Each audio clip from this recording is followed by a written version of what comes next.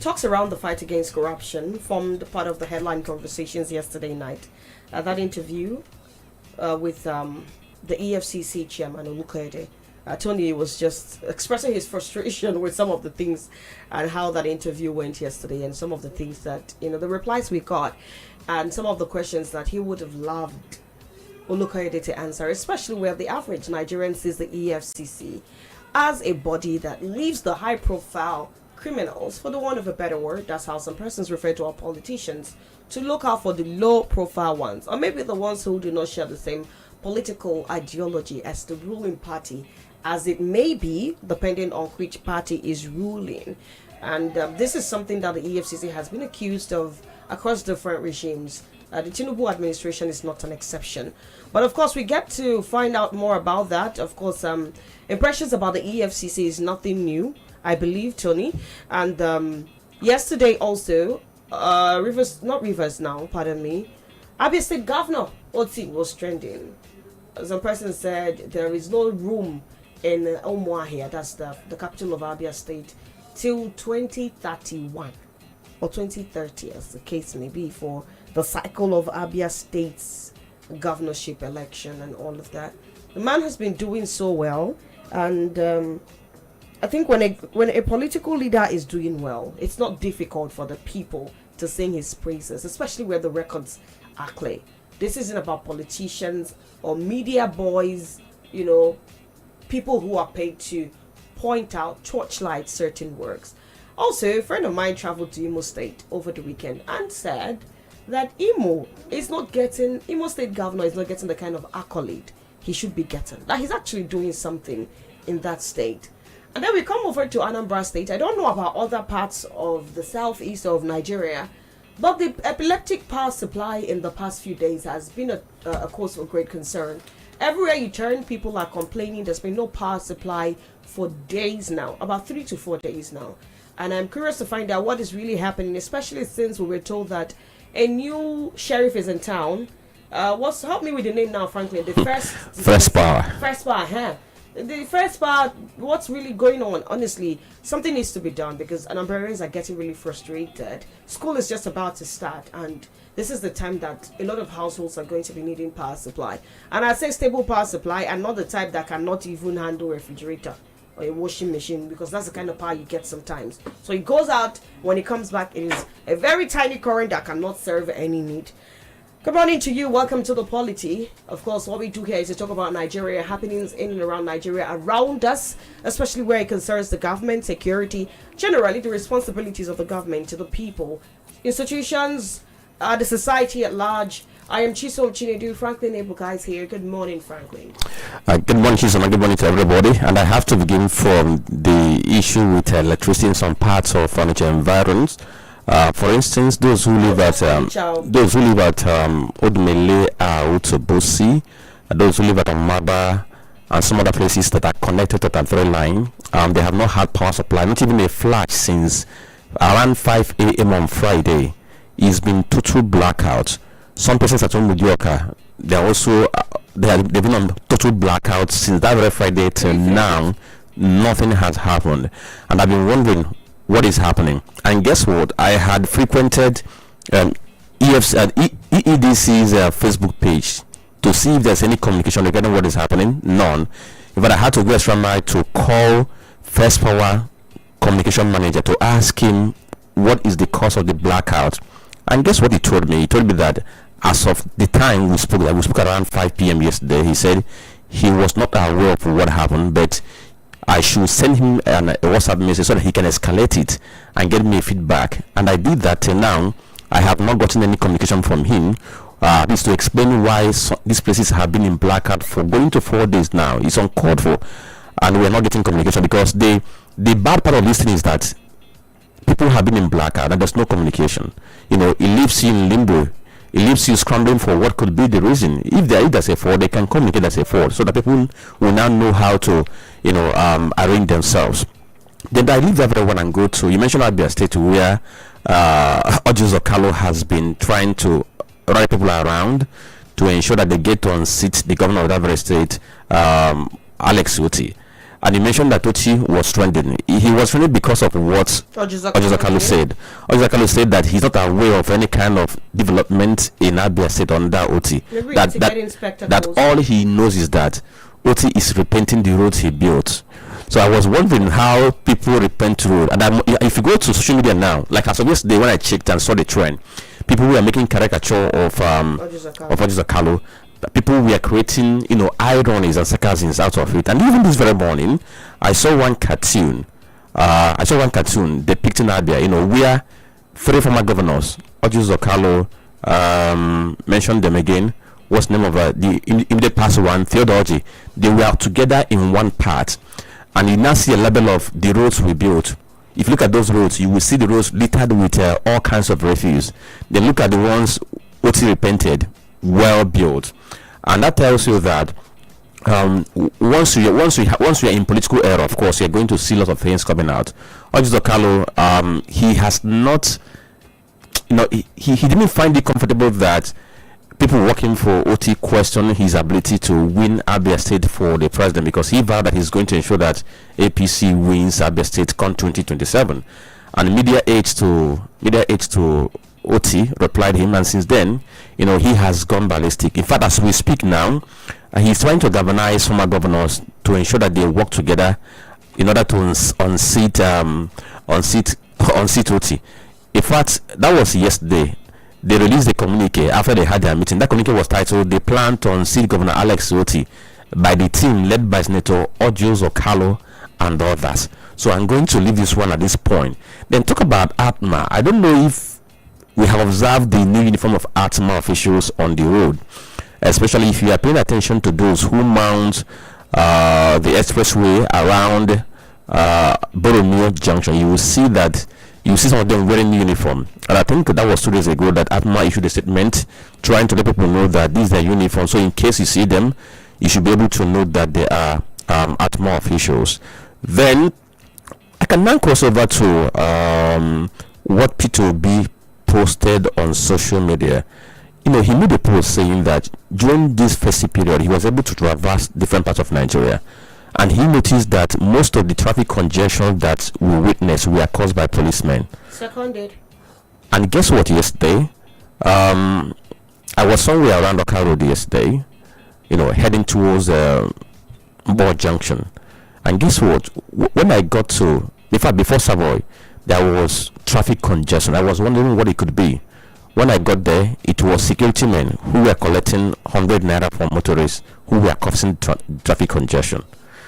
Then if you're advancing towards the expressway where they have the traffic light, I saw a team of policemen who were there mounted as hunters.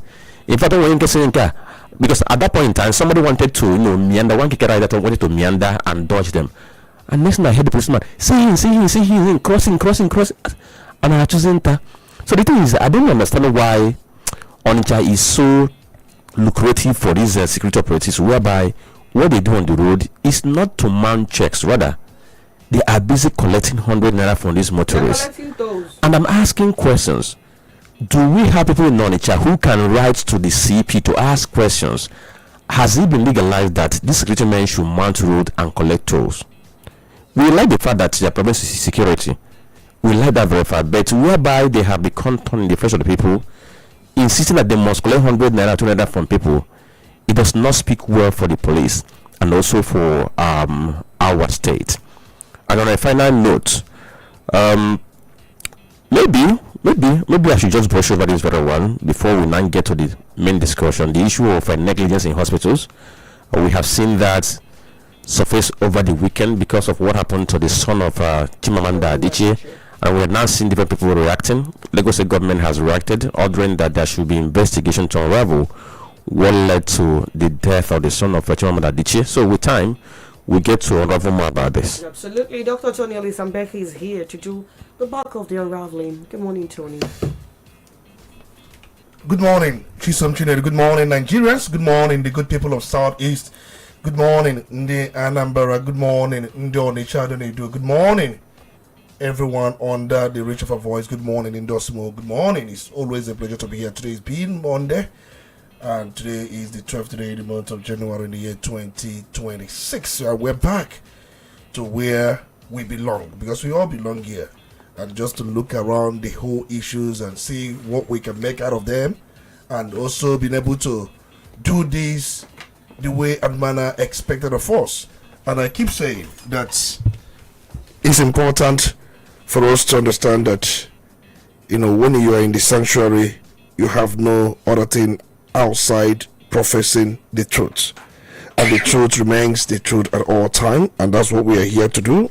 We've been following different developments, and we've seen so many things happening around the country and even beyond. I was thinking that frankly may even take us to what is going on in Iran, where the protest is still ongoing. It's more like revolution going on in Iran.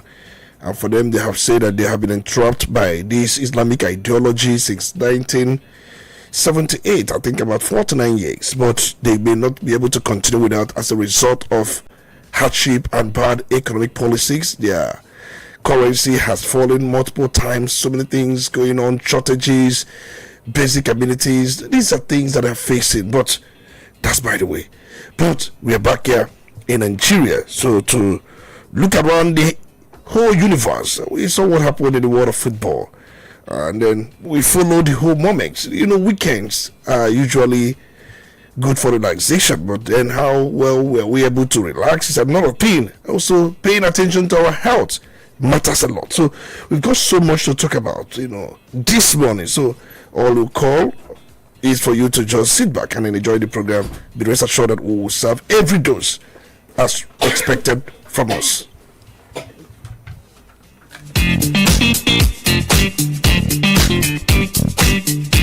Let's tell you what the front pages of the papers say. We have the Punch, we have the Guardian, and we also have This Day newspaper, and we start with we also have the Vanguard, by the way. On the Punch newspaper, 2026 budget twist, MDAs inject 3.5 trillion naira new projects despite FG freeze. This is on page 5. It has a rider. Power, transport, health dominate new spending as fresh projects take 15% of capital budget. That's on page 2, pardon.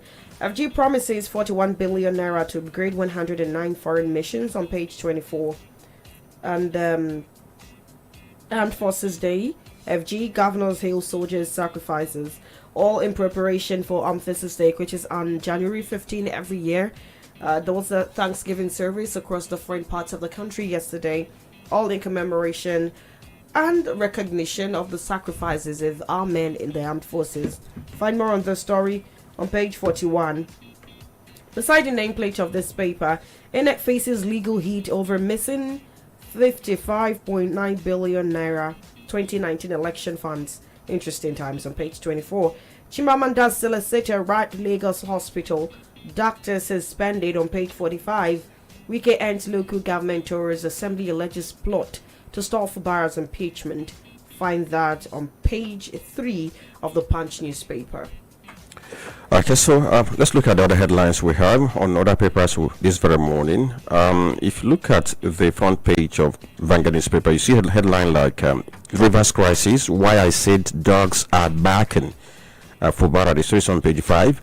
It has riders, Tinubu can sack me if I can no longer offer anything. Wike we can legally avoid impeachment comment at Port Harcourt rally. There's a plot to stop legislative proceedings, Rivers Assembly. All these that you can read from that very story. Another one says Tinubu broke education pact, abandoned students abroad, article alleges. The story is on page 9.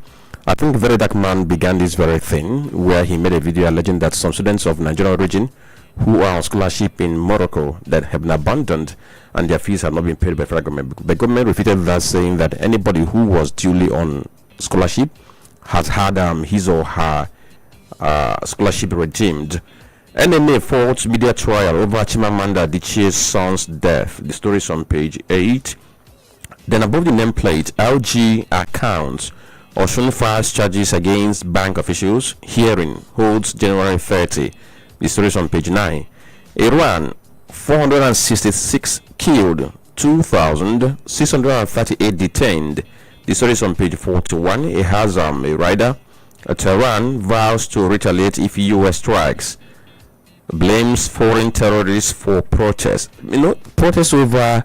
I don't know what is happening in the world of today, because everybody is now protesting against, soaring inflation, and in Iran, that's what is happening there. But the figure of the casualties is actually alarming. Some people started reporting over 500 have been killed in this very whole thing. Insecurity. Release of 70 bandits sparks outrage in Katsina. The story is on page 13. 6 killed in Niger Sokoto communities. Another story we have on the front page says loans to manufacturers shrink to 2.1 trillion naira. The story is on page 21, and it has a rider drop in 5 sectors, 17.5% to 16.43 trillion in 6 months. These are the headlines on the front page of Vanguard newspaper.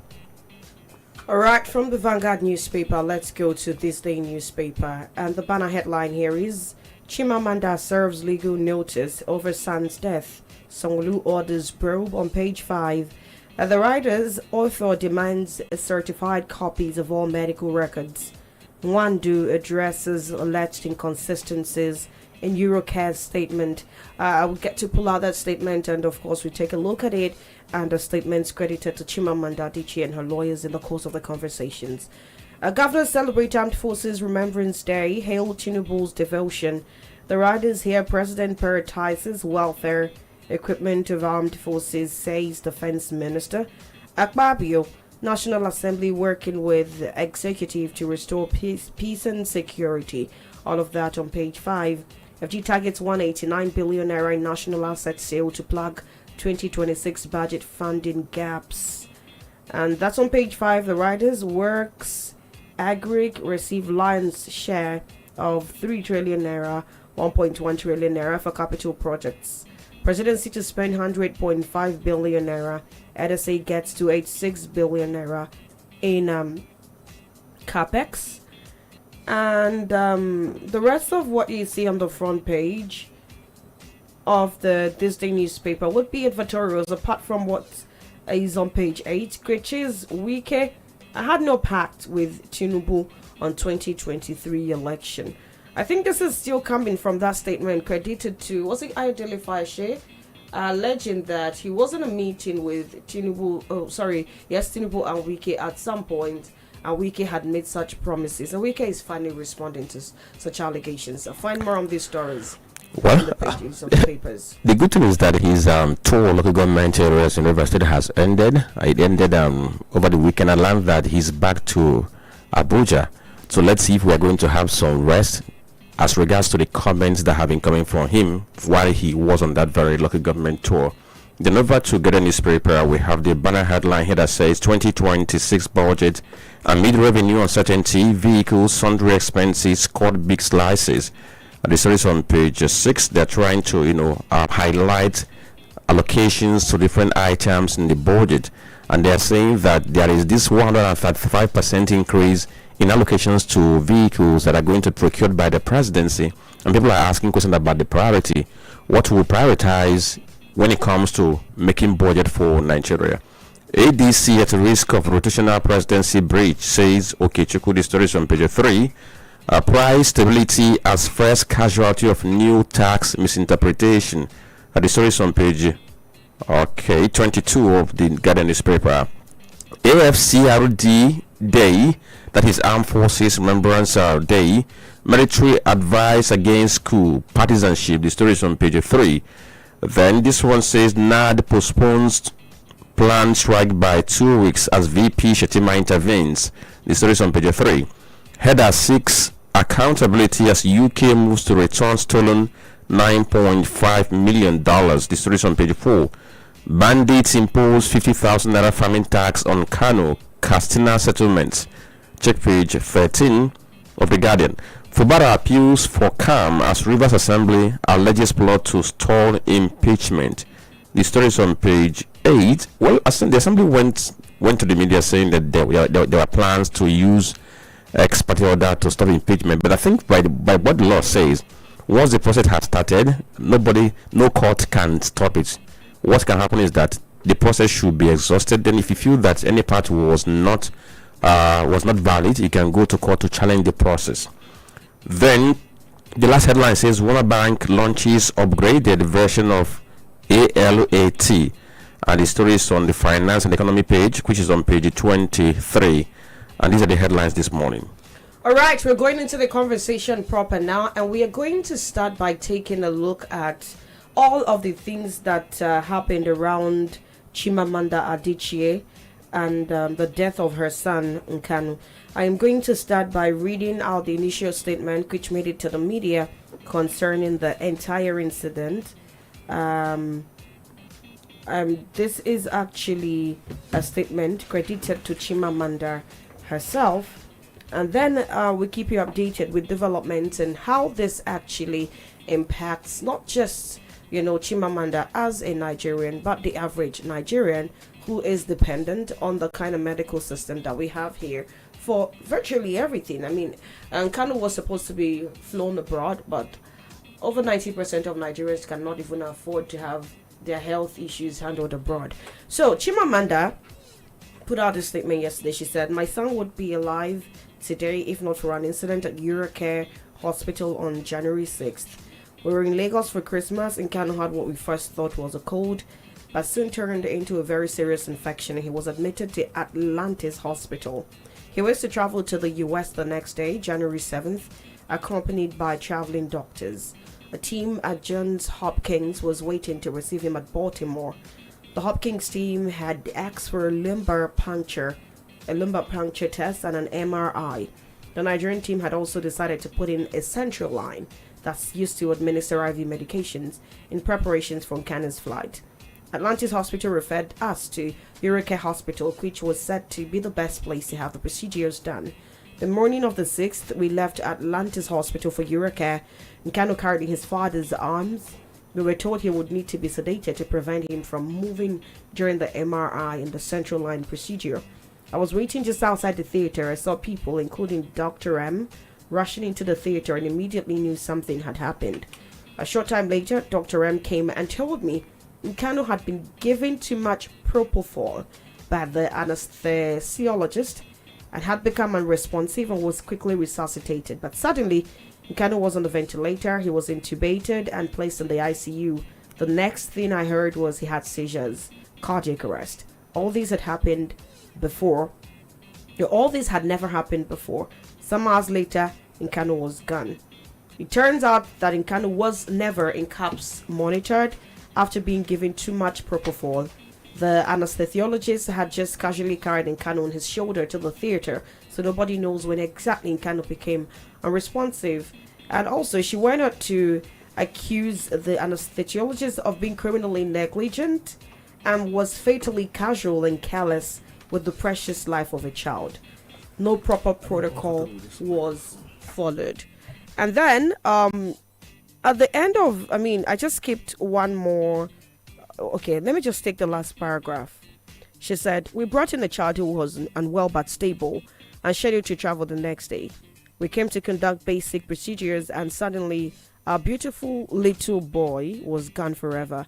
It is like living your worst nightmare. I will never survive the loss of my child." We had now heard about 2 previous cases of this same anesthesiologist overdosing children. Why did Eurocare allow him to keep working? this must never happen to another child. And of course, right after that, the hospital responded. They empathized with the family and did say that we are going to be carrying out their own investigation. But the issue of whether the child was overdosed or not was not addressed in that statement. Now, we understand that the Lagos state government has also called for an investigation, and the doctor who was at the center of all of this has been suspended. And so, Tony, this brings us to the point of the conversation, which is taking a look at the state of medical facilities in Nigeria.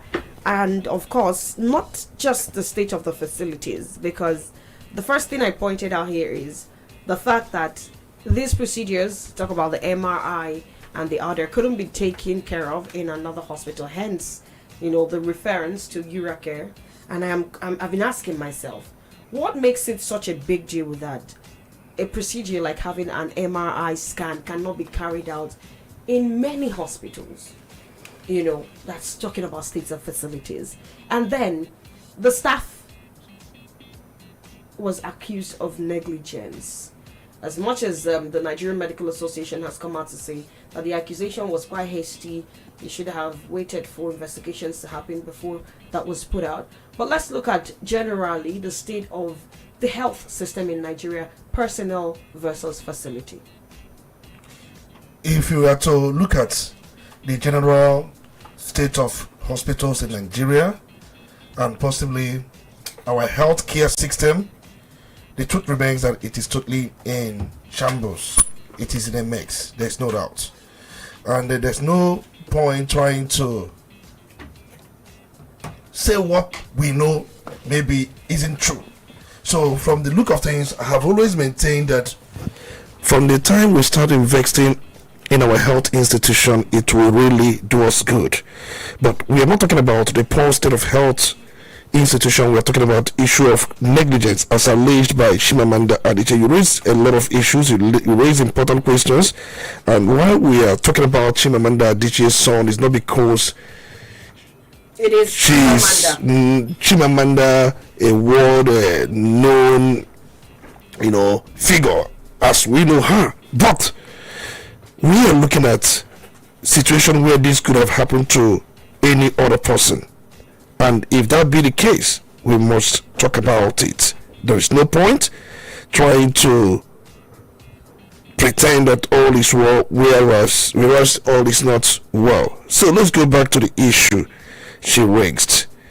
And then she raised important issues which she termed criminal negligence. I'm going to address your question because if you look at her son is 21 months old, and somebody who is 21 months old is about a year and 11 months or thereabout.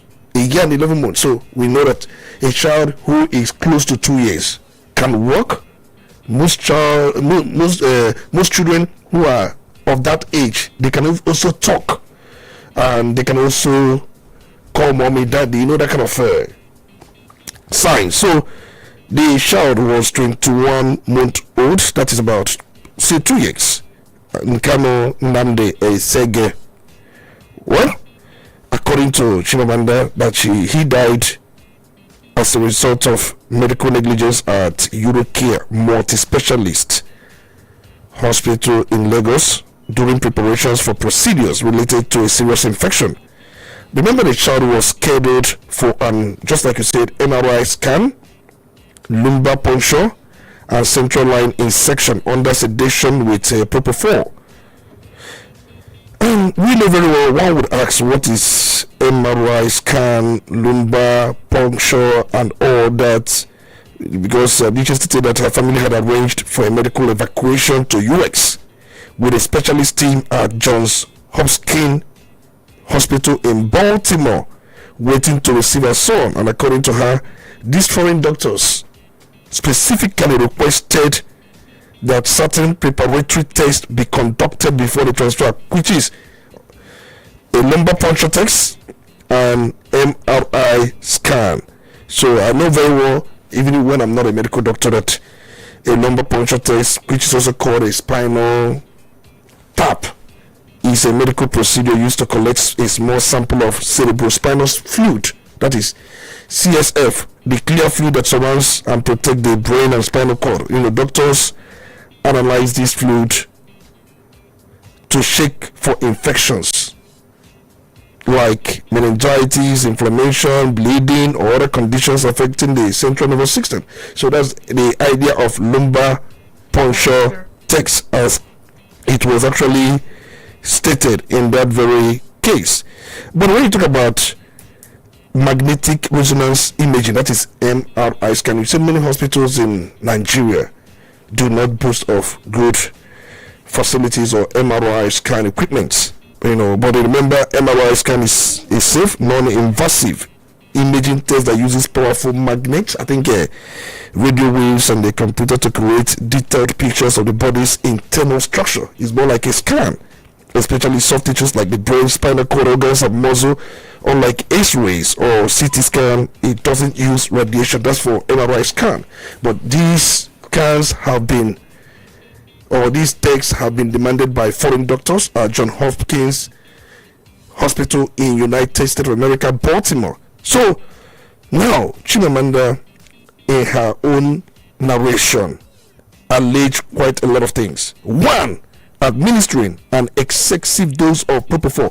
Propofol is more like an agent used for anesthetics. Anesthetics is just situations where somebody will be conditioned in a way that the person will not feel any sense at all, during operations. I mean, being a child is needed. Very well.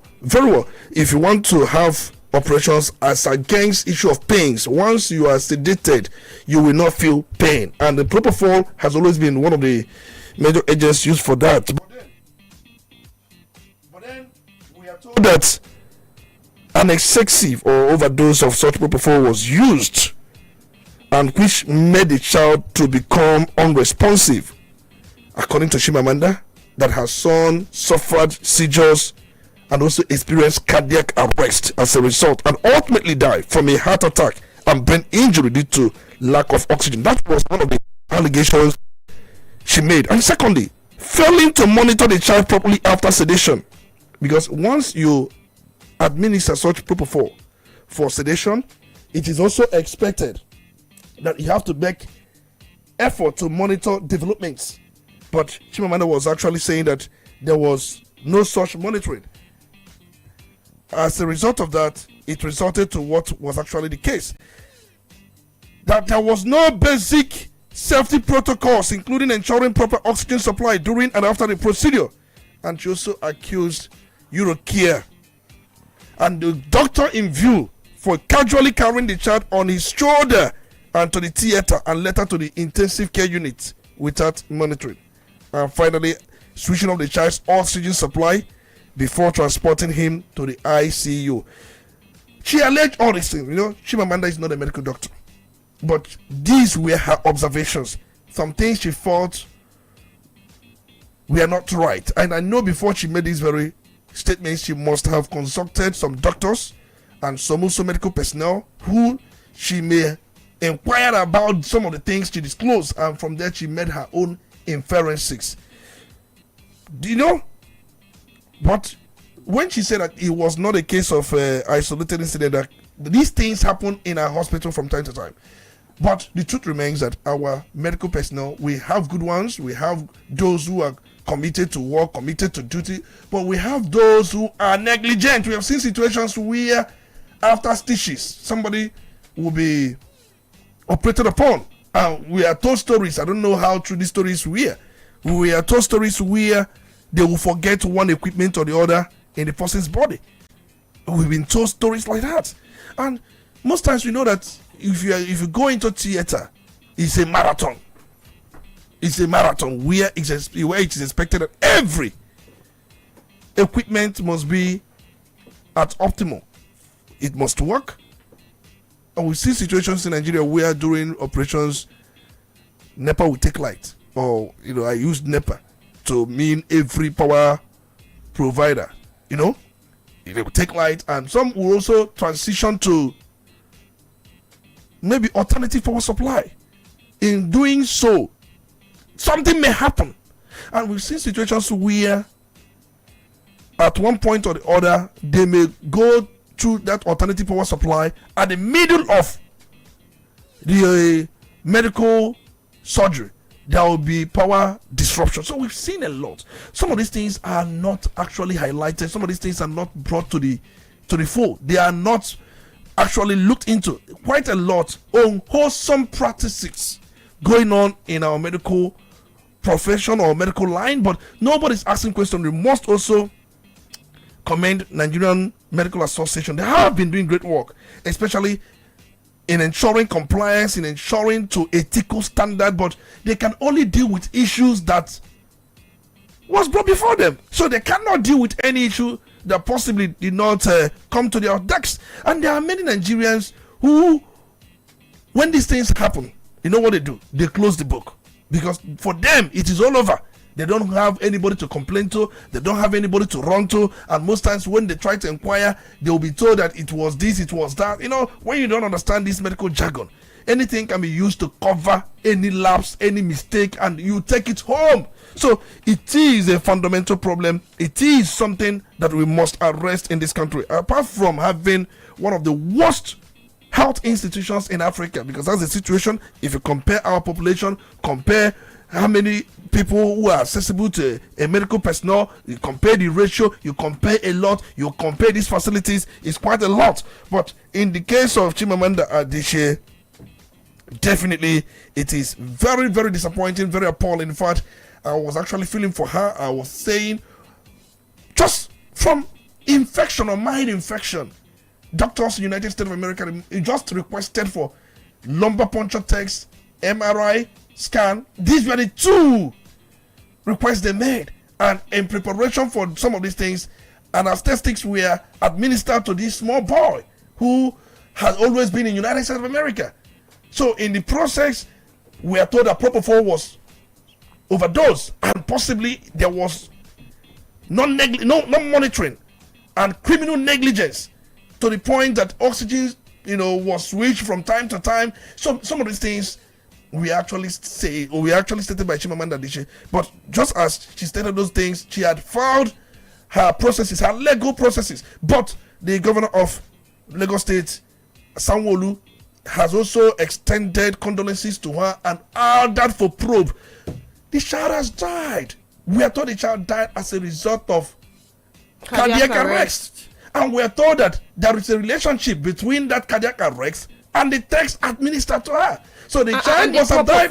That is it. And that is to tell you that the death is directly occasioned by the administering of the propofol. But the issue was the propofol administered excessively, that is overdose. That's another issue. So this investigation will reveal some of those things. This is what is known about propofol.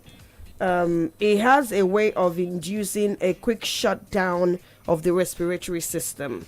It kicks in faster than most anesthesias, and it also wears off really fast, but it does not have anything that can reverse it. So if it shuts down the system, there is no reversal. And it has a tendency of shutting down the respiratory system really fast. And I bet that is probably why Chimamanda would, quickly conclude that if this was administered and this healthy child's respiratory system just shut down, this is probably the cause. And she said she was told that there had been an overdose. And when propofol is administered, it's expected that the patient is monitored. Okay, it's monitored very well to avoid anything, so that if anything is going wrong, it would be cited. And so when she also said the anesthesiologist was criminally negligent, I bet that is also where she's coming from. Now, this is not because it is Chimamanda. Now, this also brings me to the point of regulations in Nigerian hospitals and how many Nigerians have become victims of this. It wasn't too long ago, somebody we both know bought a drug that's supposed to be for ulcer suppression, and then found out it was fake. And what did he do? He knocked him out. A man in his late 60s. He had to be taken to the hospital. And so at the end of the day, I'm also curious to find out, outside of what happens in the hospitals, generically, what is happening in our health sector in Nigeria. Talk about the fact that we have a lot of fake drugs everywhere. Just a while ago, before we came on the microphone, Tony, you were also talking about how what's it called now? Most of these sachet alcohols are adulterated so bad that the other day it was Holland. I don't want to mention the brand, but a brand of yogurt was trending. And I actually did take time to go to the market a few days ago, and I found out that truly this one that is allegedly, I wouldn't say allegedly because by all standards, it's been shown that there is a fake brand of this, there is a fake version of this brand heavily in the Nigerian market. I went to the market on Saturday and I did see that it was difficult to find as a matter of fact, even the vendors claim that they buy from the company, but when you look through the pack to see the QR code that is supposed to be in the original pack, it is not existent. And so I was asking myself, how do we tighten the loopholes in the industry that controls a lot of things about the health of Nigerians, consumables, medicals, and everything, Tony? Our regulatory agencies are not working. Our regulatory agencies, if we talk about health regulatory agencies, in fact, ministries of health, they have been below par in their effort to combat some of these anomalies we've seen, either in the area of unwholesome medical practices and in the area of drugs, because we have NAFDAC. And then we talk about products we consume in this country. You have Standard Organization of Nigeria, SON. We also have Consumer Protection Council. All these things, they do not work, even on average. Let's be real. They are there just to collect money, make money. I wouldn't. There are professional bodies that do their best to ensure that those who are members of that very profession maintain maximum ethical standard. And Nigerian Medical Association is one of such professions. Even Nigerian Bar Association is also one of such professions. But they must up their game. They must up their game. And we have got so many people who are fake, who are also into the problem. And it is their duty to weed out these people. But we are talking about this Eurocare multi-specialist hospital. We are told it's one of the best private hospitals in Lagos where this incident happened. That you wear the toga of one of the best private hospitals do not also confer on you that every member of your staff adheres strictly to the highest standard when it comes to ethical practices. It's important. Remember what happened in Anambra State. Can you remember the story of one, if I can recall, one Oscar Ezeani, a pupil of one of the private colleges in Oka?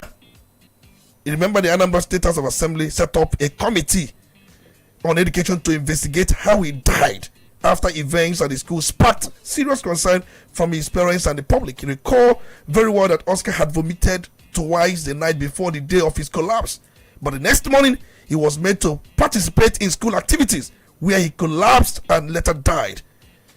The Anambra State House of Assembly investigation found that CCTV footage showing what happened was tampered with or possibly doctored, which raised major questions.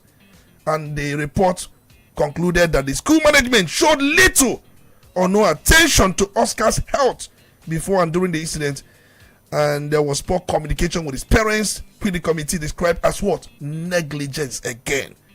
So I don't want to go deep into that very incident, but we are just trying to mirror issue of negligence, especially in most either public service providers, schools, hospitals, and what have you.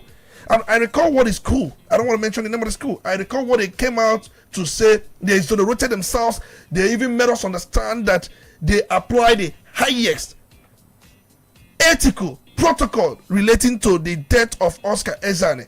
But Anambra State Assembly proved otherwise, that you tampered with the CCTV footage. Why did you tamper with it? Why did you doctor such footage?